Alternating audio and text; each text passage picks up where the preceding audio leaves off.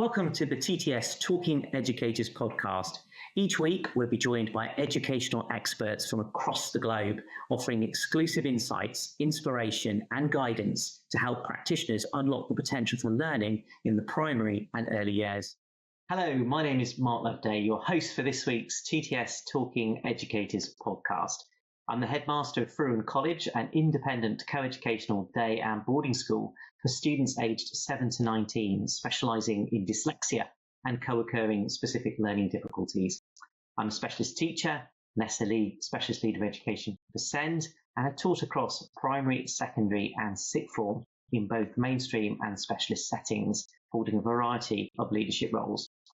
I have previously set up and led SEND advisory teaching services, been responsible for the creation of diagnostic pathways for dyslexia, dyscalculia and dyspraxia, and created and led an alternative provision for children experiencing emotional-based school avoidance, which went on to win Alternative Provision of the Year in 2023.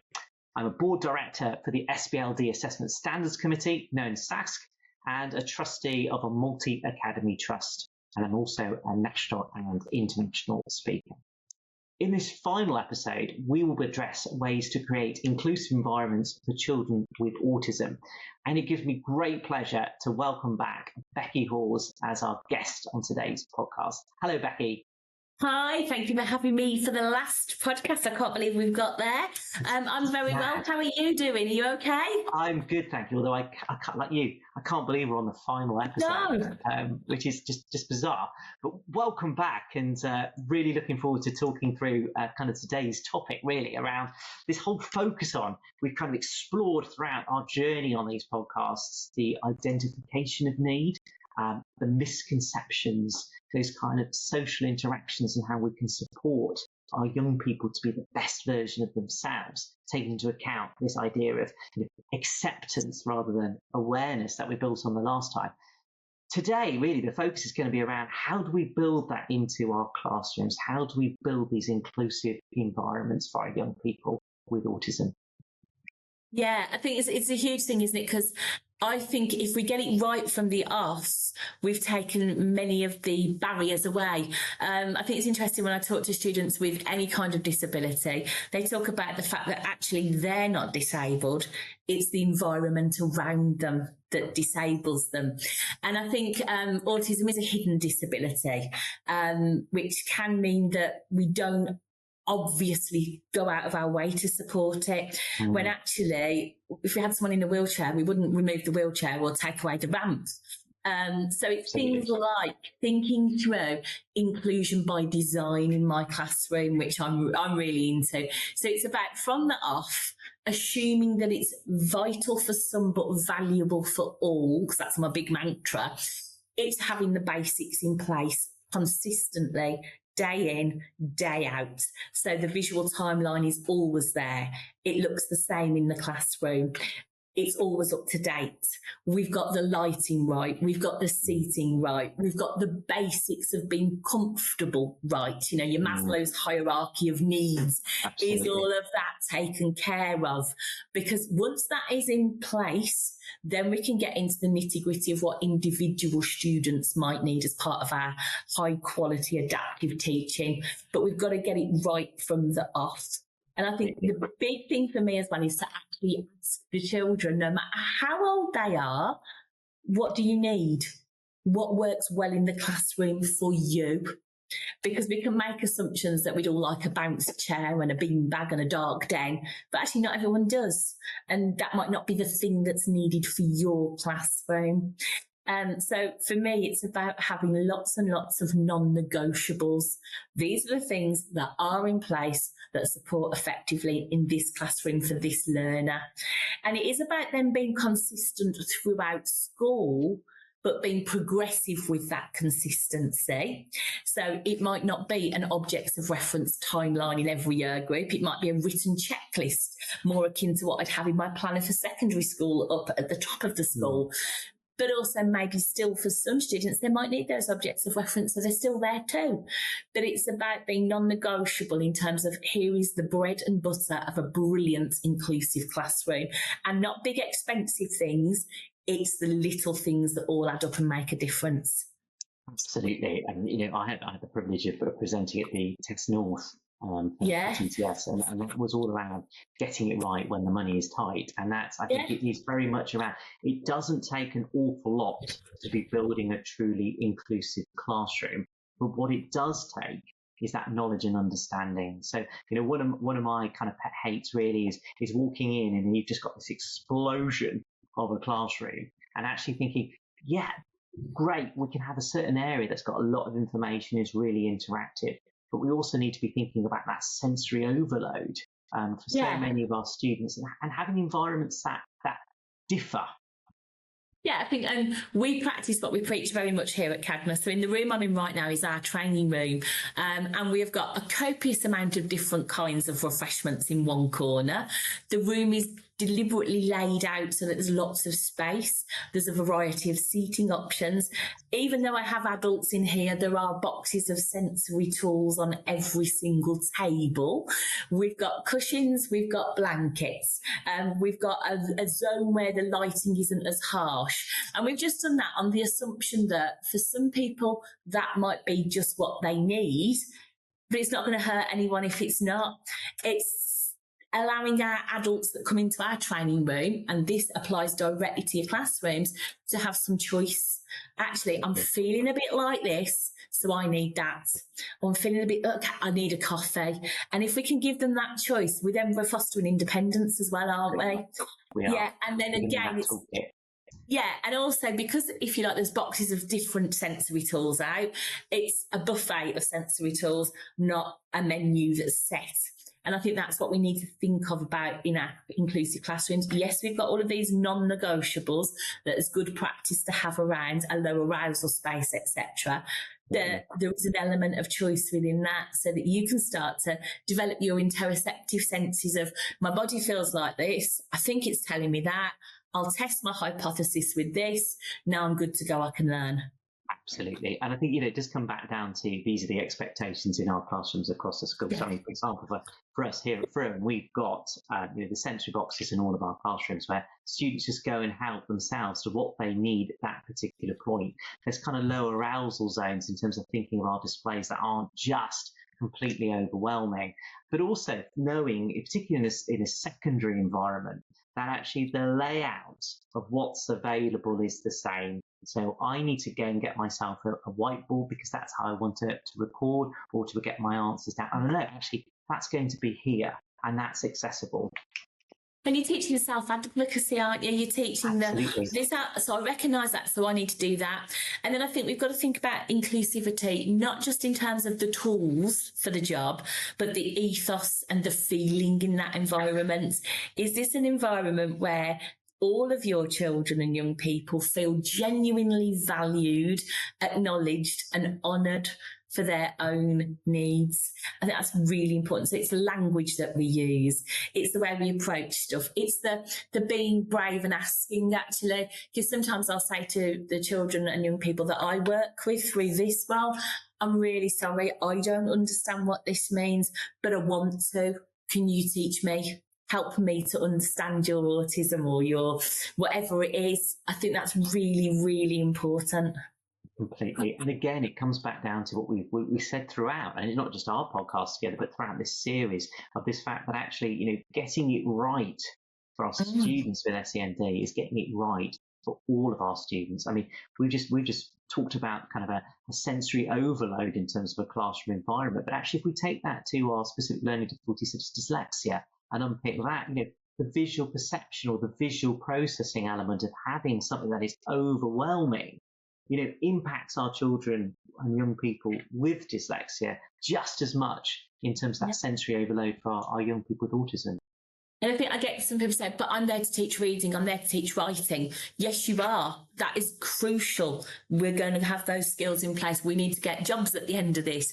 But actually, for the reading and the writing to take place, the stuff underneath it, all the subtle nuances need to be right, else learning is not going to happen.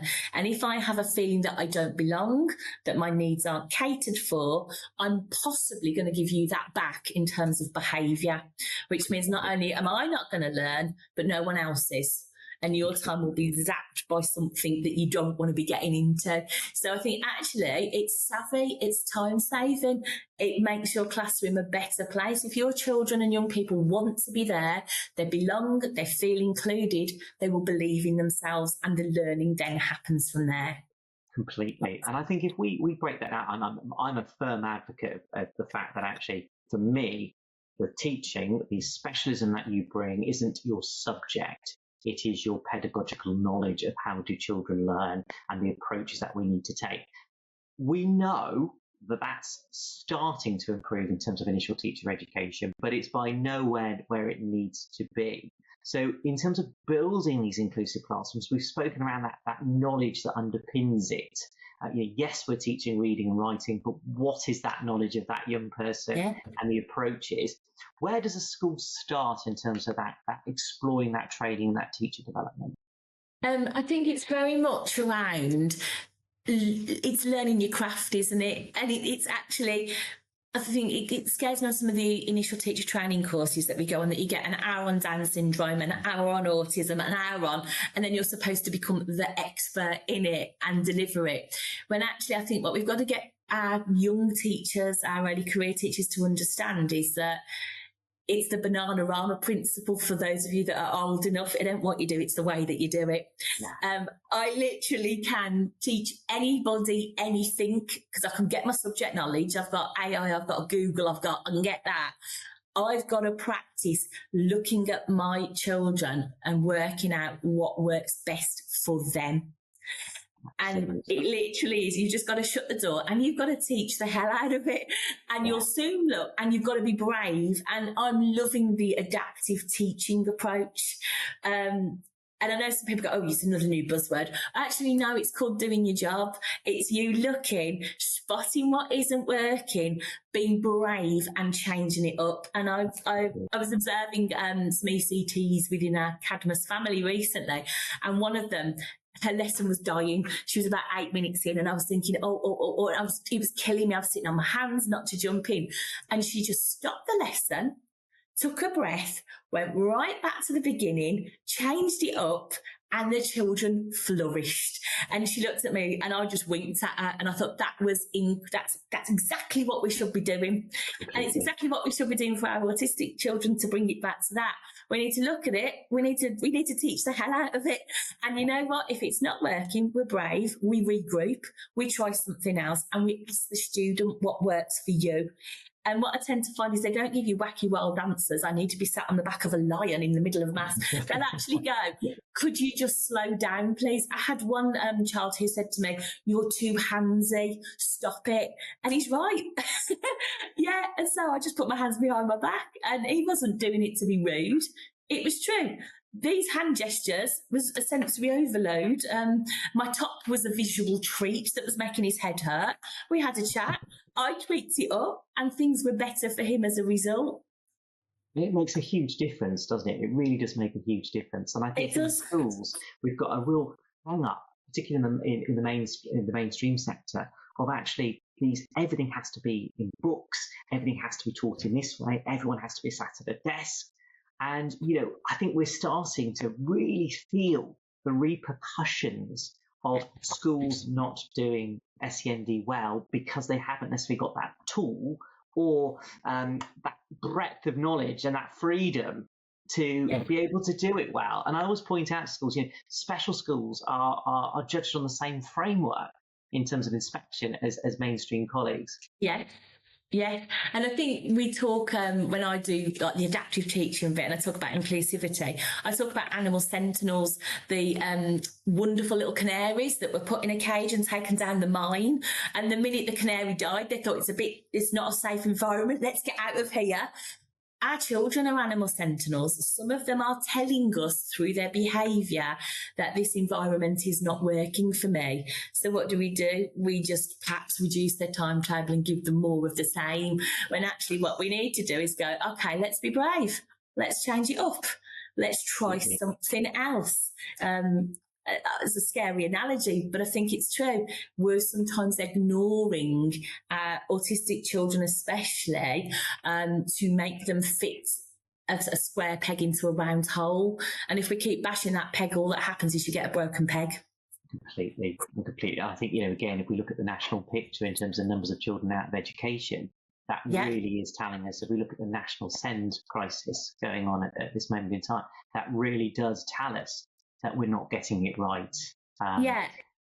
And this is not me teacher hating or bashing our classrooms. Our teachers are incredible. They do a wonderful job, but sometimes their hands are tied. But I do urge people to think about the longer term repercussions on our children and young people. And a statistic I've got in front of me here, autistic adults are 9 times more likely, this is your males, to die by suicide, and autistic females 13% more likely. Now, I'm not saying your teaching is going to kill these children, but what I am saying is we need to set our children up not just for employability, but for happy, healthy lives. And that for me is essential. Completely. And I think that's a really lovely finish, because I think that is absolutely essential all the way through. I think, our teachers do an absolutely cracking job, but we do need to upskill and invest. I always use the analogy against healthcare. Just because a GP is a doctor doesn't mean he can do brain surgery. Absolutely. There are core disciplines and core specialisms, and we've got a fantastic profession, a really exciting profession that makes such a difference to our young people, but we've got to invest to help them get it right. Yeah, and share. I think, the teacher in the classroom next door might be doing something that you're not. Go and find out what that is. Go and find out what works. And equally, they'll come to you because you've got something incredible to share too. Completely. It's building that community of practice, isn't it? Yeah. As we rightly said at the beginning, that message of consistency and consistency. Yeah. So, Beccie, it has been an absolute treat having you on the podcast for the last 4 episodes, and can't believe where it's gone. But thank you so very much for joining us and sharing your expertise. Thank you, Beccie. Thank you. I'd like to say a huge thank you to our guest, Beccie, for joining us and providing such valuable insights. You've been listening to the TTS Talking Educators podcast with me, Mark Loveday, and Beccie Hawes. If you've been inspired by our conversation today, don't forget you can sign up via the link in our episode notes to be the first to hear about future episodes and access exclusive follow-up content, including ideas for your settings and links to relevant resources.